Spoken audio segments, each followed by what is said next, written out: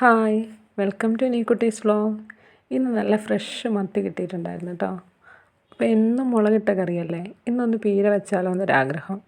അതിന് വേണ്ടിയിട്ട് തേങ്ങയിലേക്ക് അല്പം മുളക് പൊടി, മഞ്ഞൾപ്പൊടി, ഉപ്പ്, കറിവേപ്പില എന്നിവയിട്ട് നന്നായിട്ടൊന്ന് ഒതുക്കിയെടുത്ത് അരയ്ക്കണ്ട കേട്ടോ.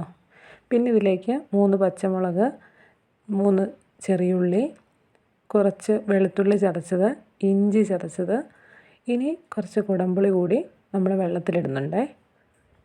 ഇനി നമുക്ക് മത്തി മുറിച്ചെടുക്കാം. മത്തി നന്നായിട്ട് തലഭാഗം എടുക്കുന്നില്ല കേട്ടോ, നന്നായിട്ട് കഴുകി വൃത്തിയാക്കി എടുത്തിട്ടുണ്ടേ.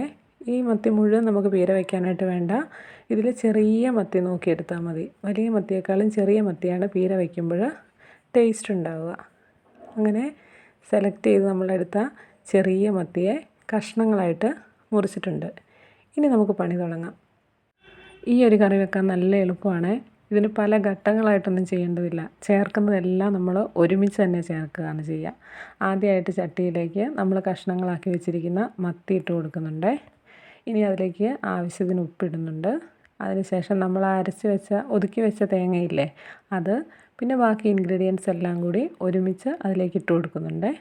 ഇനി നമ്മുടെ പുളിവെള്ളം, ആ വെള്ളം കുറച്ചൊഴിച്ചിട്ട് ഇതൊന്ന്, ഈ മീൻ വേകുന്നതിന് ആവശ്യത്തിനുള്ള വെള്ളം മാത്രം മതി കേട്ടോ. ഒരുപാട് വെള്ളമൊന്നും നമ്മൾ പീരയിൽ ചേർക്കാറില്ല.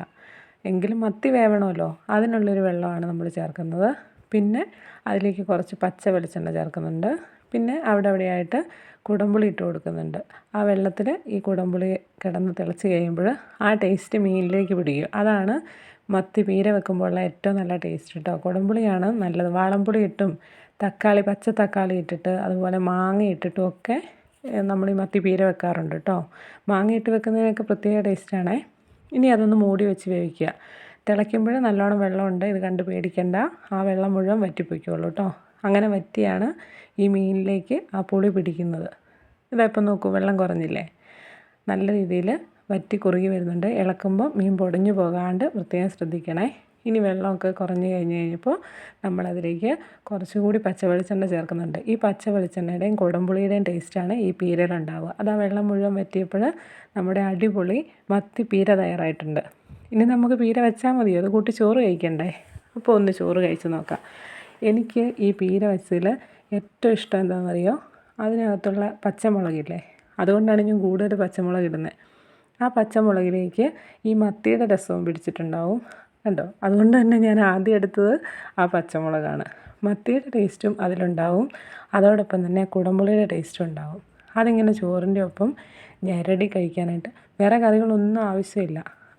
അതിങ്ങനെ ഞെരടിയിട്ട് ആ ചോറും ചേർത്ത് ഒരു വാ കഴിച്ച് നോക്കിയാൽ പിന്നെ നമ്മൾ നിർത്താണ്ട് കഴിച്ചുകൊണ്ടേയിരിക്കും. അത്രയ്ക്ക് ടേസ്റ്റാണ് കേട്ടോ. അതിലുള്ള വെളുത്തുള്ളി, ഇഞ്ചി, അതിനൊക്കെ പ്രത്യേക ടേസ്റ്റാണ്. എല്ലാവരും ഒന്ന് ട്രൈ ചെയ്ത് നോക്കണേ.